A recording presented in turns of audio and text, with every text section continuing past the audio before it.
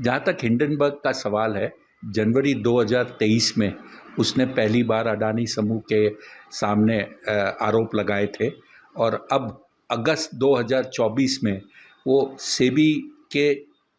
मुखिया यानी कि चेयरपर्सन के सामने आरोप लगा रहा है। ये वही सेबी संस्था है जिसने कारण बताओ notice, show cause notice Hindenburg को भेजी थी, जिसका जवाब पिछले 6 महीने में अभी तक हिंडनबर्ग में नहीं दिया। वो यही एक तरह से हथियार या एक जवाब दे रही है कि भाई तुमने मुझे नोटिस भेजा, मैंने तुम्हारे ऊपर नया आरोप लगा दिया। जो आरोप उसने लगाया है वो बेबुनियाद और उसमें कोई भी किस्म का दम नहीं है, क्योंकि जो इन्वेस्टमेंट की बात की जा रही है वो सेबी के चीफ ने ऑलरेडी पहले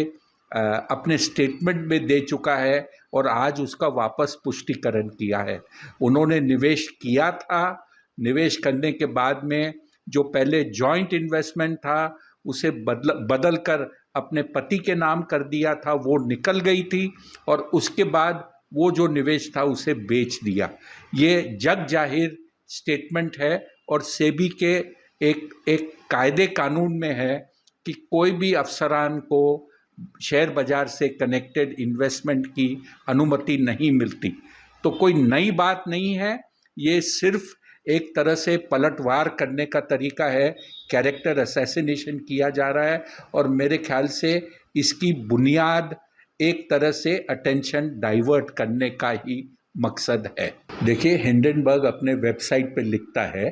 कि उनका जो मकसद है वो कंपनी को आइडेंटिफाई करती है, उसके बारे में रिपोर्ट छापती है और रिपोर्ट छापने के पहले वो शॉर्ट सेल करके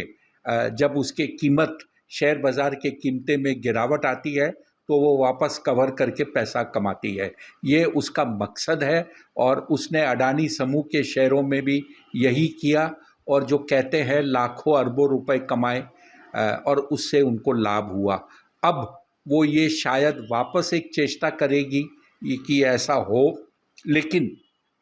मेरा मानना है कि जो पिछली बार जनवरी 2023 में हुआ वो वापस नहीं दोहराएगा। भारतवर्ष के इन्वेस्टर जो छोटे छोटे निवेशक हैं उन्हें समझ में आ गई है हिंडनबर्ग क्या कर रहा है और इस बार जो उसने आरोप लगाए हैं उस पे उनका कोई भी विश्वास नहीं है। बाज़ार में ये आरोप को लगने के बाद में न तो कल बाज़ार पे बहुत बड़ा कोई नेगेटिव इम्पैक्ट आएगा, न अडानी समूह के शेयरों पे इम्पैक्ट आएगा, क्योंकि इस बार मुद्दा अडानी का नहीं है, इस बार मुद्दा सिर्फ सेबी और सेबी के चीफ को लेकर है। तो मतलब सिर्फ पैसा कमाना है और बाज़ार को तोड़कर ही वो पैसा कमा सकते हैं।